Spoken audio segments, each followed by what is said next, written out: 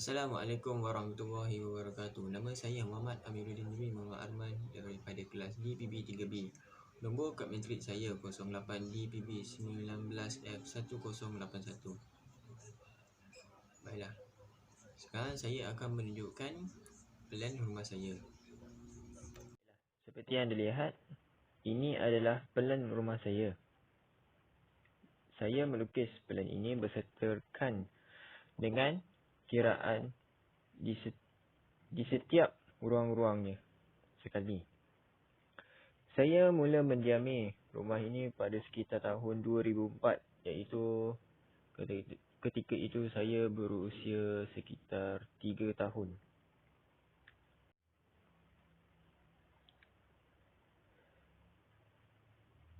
Saya tak selalu berada di rumah ketika saya berusia tingkatan 1 sehingga tingkatan 5, kerana saya bersekolah asrama di negeri Pahang. Jadi saya hanya pulang sebulan sekali ataupun dua kali sebulan. Okey. Sekarang saya akan menerangkan ruang living room. Baiklah. Seperti yang anda tahu, ruang living room ataupun ruang tamu ini adalah tempat di mana keluarga berkumpul untuk berborak, untuk lihat TV dan sebagainya. Namun di sini, di hujung atas belah kanan ini adalah tempat saya belajar. Di situ ada laptop saya, monitor saya, kipas dan kerusi, serta buku-buku rujukan saya. Baiklah. Kemudian, bilik master atau master bedroom ataupun dalam bahasa Melayu, bilik master. Bilik ini diduduki oleh mak dan ayah saya. Seperti yang anda lihat, saiz katil tu adalah katil jenis queen. Dan di sini adalah tempat di mana ayah saya bekerja sekarang ini ketika PKP ini. Baiklah. Dan sekarang, bilik bedroom 1 ataupun di dalam rumah ni saya memanggilnya bilik tengah. Bilik ni didiami oleh adik saya.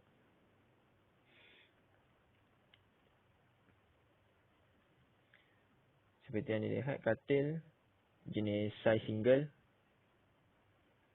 Dan di sini ada banyak perabot untuk penyimpanan barang. Baiklah. Sekarang kita ke bilik 2, bedroom 2 ataupun di rumah ni saya panggil bilik hujung. Bilik ni didiami oleh atuk dan nenek saya.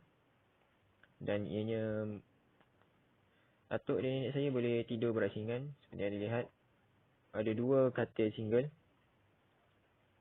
Dan di bilik ni juga saya meletakkan baju saya untuk salin. Okey. Kemudian kita ke dapur. Nah, seperti yang dilihat, dapur tak terlalu rumit. Ianya amat ringkas di dapur saya. Nah, di sini seperti yang anda tahu, di sini ada dapur gas, sinki. Kemudian di sini ada rak dapur ataupun rak tempat penyimpanan pinggan-pinggan, barang-barang, rempah-rempah. Dan di dekat dinding ini, dekat dengan cermin yang berwarna biru tu adalah cermin. Di dekat dengan cermin itu adalah mesin basuh. Dan di sebelahnya adalah peti sejuk. Di bawah perkataan kitchen ni, tu meja tempat saya dan keluarga saya makan. Kami sekeluarga tidak memakai meja yang memerlukan kerusi. Kami hanya bersila ataupun duduk di atas lantai sahaja ketika makan. Dan seperti yang anda lihat di sini, ada 3 tandas. Dan seperti yang anda lihat, pintu tandas ni berbeza daripada pintu yang lain. Kerana pintu tandas ni, di rumah ini kami menggunakan pintu sliding door. Jadi, seperti yang dilihat, ada 3 tandas. Di hujung belah kiri ni adalah untuk mandi, dan di tengah-tengah adalah tandas jenis cangkung. Manakala yang paling hujung belakang ni adalah tandas jenis duduk. Lah. Kemudian kita ke ruang garaj ataupun saya panggil ruang luar. Dan seperti yang anda lihat, berwarna turquoise ataupun biru cerah itu adalah pasu. Mak saya suka tanam pokok, jadi banyak pasu di rumah saya ni. Seperti yang dilihat, di dalam ni saya meletakkan motor dan kereta saya. Motor tu adalah masih hak milik ayah saya. Cuma saya je yang sering menggunakannya. Dan kereta ni adalah anggaran gambaran untuk kereta Izora. Saya sekeluarga menggunakan kereta jenis Izora. Dan seperti yang anda lihat, ada 2 garisan. Satu di belakang motor dan di bawahnya. Ianya adalah barang yang sama, iaitu ampaian untuk sidai baju. Pada asalnya ianya ada 1, tetapi mak saya beli lagi 1 untuk memudahkan. Baiklah. Seperti yang anda lihat, kotak putih di sebelah pasu yang di kawasan warna hijau cair ni, itu adalah rak kasut kami. Rak kasut tu boleh kira hampir mencecah dinding tingginya, sebabkan ini adalah pelan bangunan jenis 2D, jadi tak boleh nak gambarkan, cuma hanya boleh nampak gambarkan simbol sahaja. Baiklah. Sekarang saya akan menerangkan barang-barang ataupun item-item yang ada di living room. Baiklah, seperti yang anda nampak, saya telah menyeraikan senarai barang serta kuantitinya dan jumlah kos. Jumlah kos ni termasuk saya dah kira anggaran kos ni berikut berkaitan dengan kuantiti. Anggaran kuantiti berikut saya menganggarkan kos.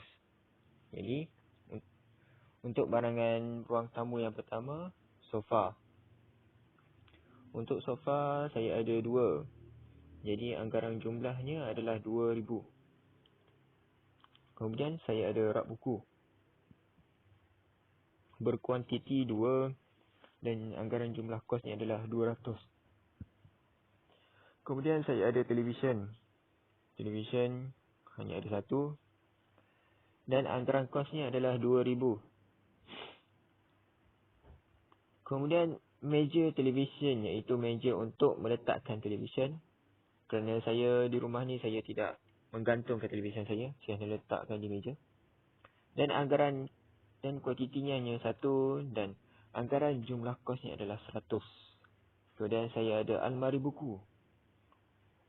Kuantiti ada 3 dan berjumlah kos adalah 1000, RM1000.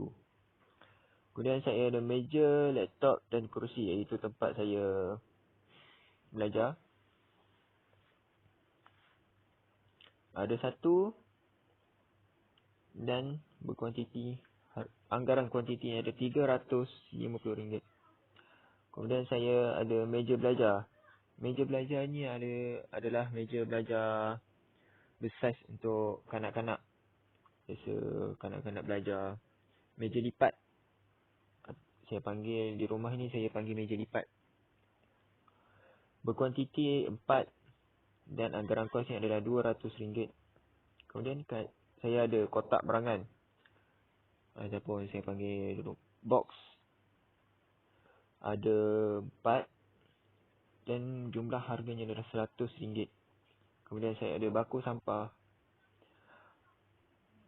berkuantiti 1 dan anggaran jumlah kosnya adalah RM30. Kemudian saya ada kipas diri.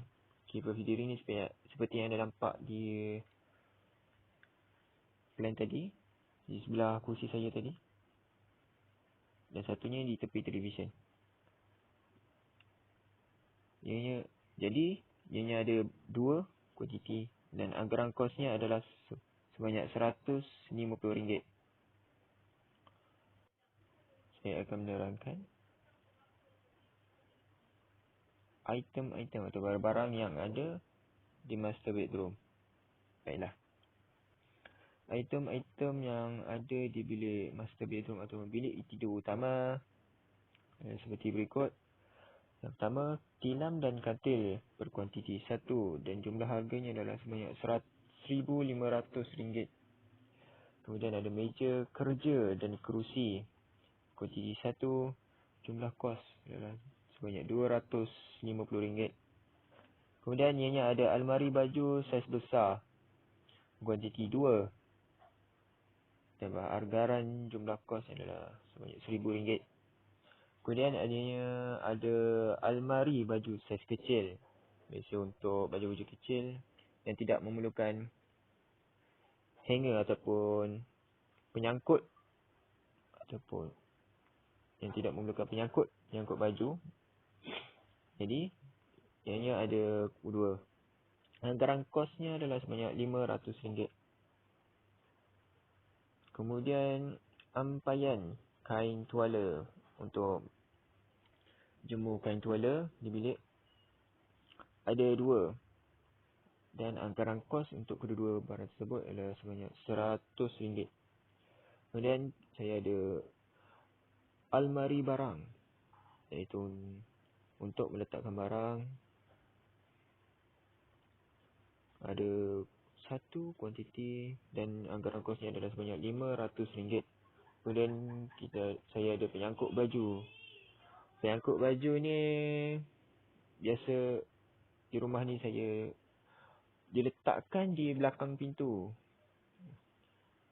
Itu untuk menyangkut baju-baju yang memerlukan hanger atau penyangkut baju. Sebab kuantitinya adalah 1 dan jumlah kosnya adalah sebanyak RM800. Dan ada bakul sampah berkuantiti 1 dan jumlah kosnya adalah RM30. Baiklah, kemudian saya akan menerangkan barang-barang yang ada di bedroom 1 ataupun bilik tengah. Item-item yang ada di bilik tidur 1 ataupun bilik tengah adalah ada tilam dan katil berkuantiti 1 dan jumlah kosnya sebanyak RM800. Kemudian ada rak buku berkuantiti 1 dan jumlah kosnya adalah sebanyak RM50. Kemudian ada rak barang berkuantiti 2 dan jumlahnya sebanyak RM1,500. Kemudian ada rak baju untuk meletakkan baju yang tidak memerlukan hanger berkuantiti 2 dan anggaran jumlah kosnya adalah sebanyak RM1,200. Kemudian ada ampaian kain tuala berkuantiti 1 berjumlah kos sebanyak RM100. Kemudian ada meja belajar berkuantiti 2, anggaran jumlah kosnya sebanyak RM100. Kemudian ada penyangkut baju berkuantiti 1, jumlah kosnya sebanyak RM800. Kemudian ada bakul sampah kuantiti 1 dan jumlah kosnya adalah sebanyak RM30. Okay, kemudian kita akan ke bedroom 2 ataupun bilik hujung. Item-item yang ada di bilik hujung sikit saja. Cuma ada tilam dan katil kuantiti 1, anggaran jumlah kos RM800. Rak baju kuantiti 3, anggaran kos RM1,500. Rak baju ada 3 ni disebabkan oleh rak baju nenek saya, satu untuk nenek saya, satu untuk saya dan satu lagi untuk atuk saya. Baiklah. Kemudian kita ke barang ampaian kain tuala. Barang ketiga ada kuantiti 1 dan jumlah harga kos yang ada sebanyak RM100. Kemudian ada penyangkut baju. Anggaran kos 1 dan harganya ada sebanyak RM80. Kemudian ada rak barang berkuantiti 1 dan jumlah kos yang sebanyak RM100. Kemudian ada bakul sampah berkuantiti 1 dan harga kosnya ada sebanyak RM30. Kemudian kita ke dapur. Baiklah, dapur saya akan hanya menerangkan di sekitar dapur saja. Kawasan tandas saya tidak akan menerangkan barang-barangnya. Sebab barangnya seperti yang anda tahu, ada sabun, shampoo dan sebagainya. Baiklah. Barang-barang yang ada di dapur adalah seperti berikut. Yang pertama, peti sejuk berkuantiti 1. Jumlah kosnya sebanyak RM3,000. Kemudian kita ada mesin basuh berkuantiti 1. Jumlah kosnya sebanyak RM2,500. Kemudian kita ada almari dapur berkuantiti 2. Dan harganya sebanyak RM1,000. Kemudian kita ada rak rempah ratus, iaitu ada 2. Dan jumlah kosnya adalah sebanyak RM100. Rak rempah ratus ni saya meletakkan di bawah dapur gas. Sebab di bawah dapur gas saya tu ada ruangan lebih. Jadi saya meletakkan rak rempah ratus untuk memudahkan saya dan keluarga saya memasak untuk mengambil rempah ratus ni. Kemudian barang kelima iaitu barang rak pinggan. Ada dua dan harganya sebanyak RM150. Kemudian kita ada baku sampah 3 dan jumlah kosnya sebanyak RM100. Baiklah, baku sampah ni juga saya meletakkan di bawah sinki kerana di situ juga ada ruang. Kemudian 2 lagi saya meletakkan di depan tandas hujung, iaitu tandas paling kanan, iaitu tandas duduk di rumah saya. Dan mak saya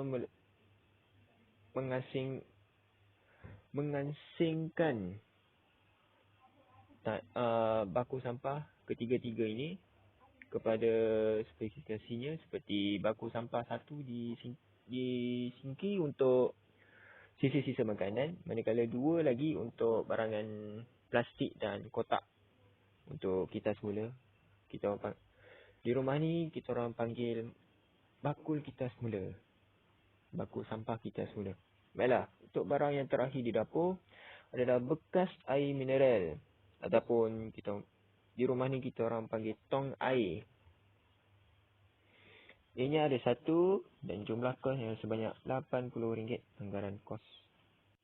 Baiklah, selesai kawasan ruang di dalam rumah.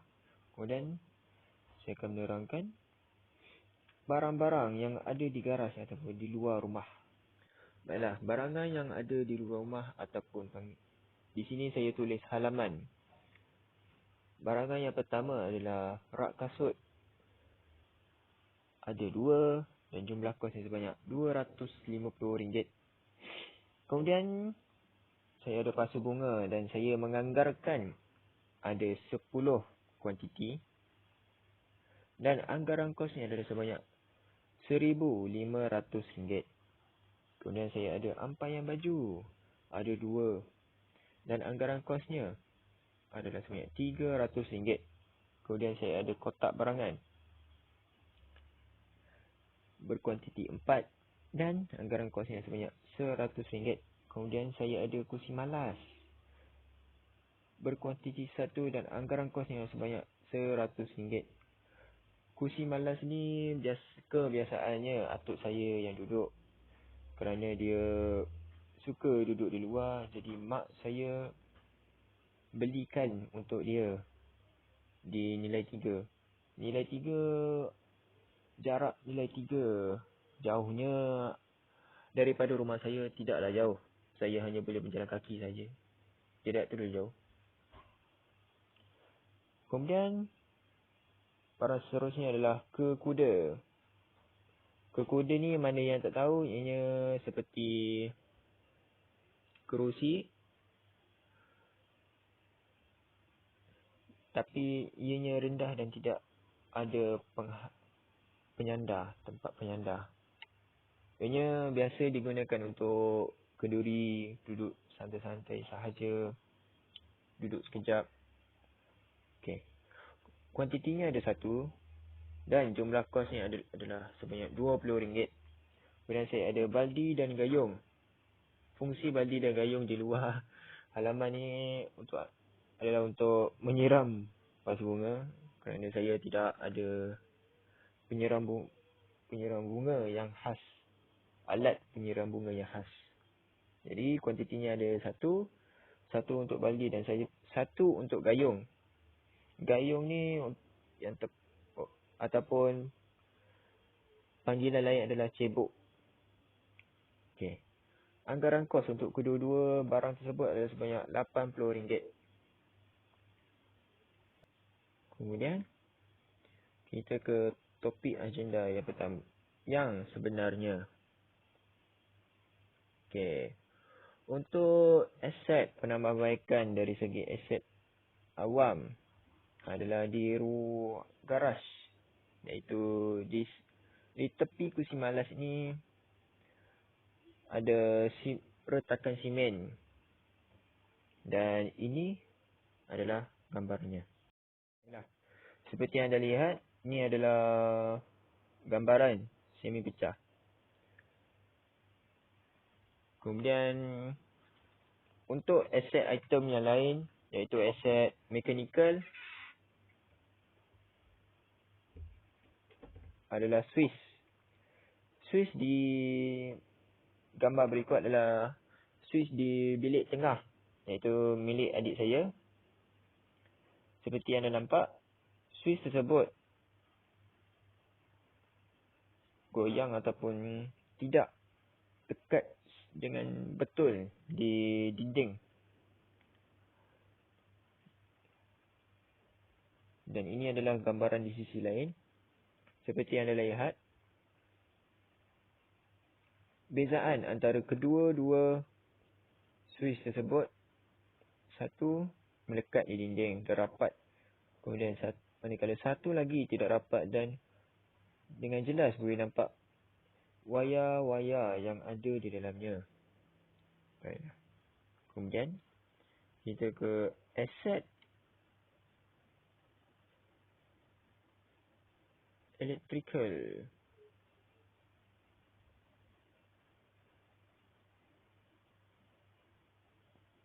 Bagi saya tadi aset electrical, manakala yang ni adalah aset mechanical. Ya, aset mechanical. Aset mechanical di sini adalah peti sejuk saya. Kerana peti sejuk lama saya suhunya tidak dapat kawal dengan baik ataupun dipanggil kondensernya tidak berfungsi dengan baik. Jadi mak saya membeli peti sejuk yang baru, dan inilah ada gambarannya. Nah, kemudian kita ke aset yang terakhir, iaitu aset alih ataupun barangan perabot. Baiklah, barangan perabot ni adalah barangan perabot di dapur, iaitu almari barang. Seperti yang anda lihat, ada banyak barang di situ, iaitu ada cawan, dan anda boleh lihat. Baiklah. Dan ini adalah aset-aset yang saya beritahu sebentar tadi. Dan ini saya telah menyenaraikan harga kos serta aset-aset barangan serta keterangan seperti yang tertulis dalam jadual jenis aset. Jenis aset yang pertama adalah awam. Barangannya adalah lantai simen, iaitu di garas ataupun halaman tadi. Keterangan perbaiki kerana pecah. Dan anggaran kosnya adalah sebanyak RM10.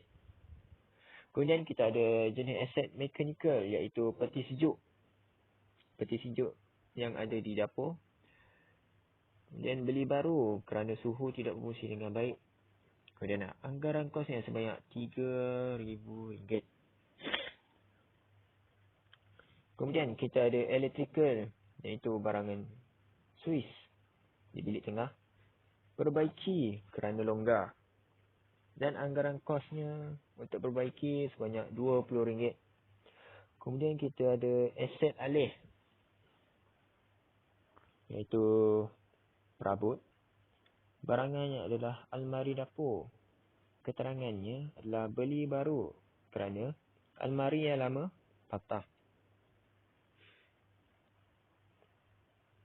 Dan disebabkan beli almari yang baru adalah kerana mak saya untuk mengelakkan barangan ataupun mangkuk pinggan untuk mendapatkan habuk. Kerana almari dapur yang dahulu seperti rak. Okey. Anggaran kos untuk almari dapur ini adalah sebanyak RM800. Jadi, jumlah untuk keempat-empat jenis aset tersebut dan keempat-empat barang tersebut adalah sebanyak RM2,830. Baiklah. Itu sahaja dari saya. Sekian. Terima kasih.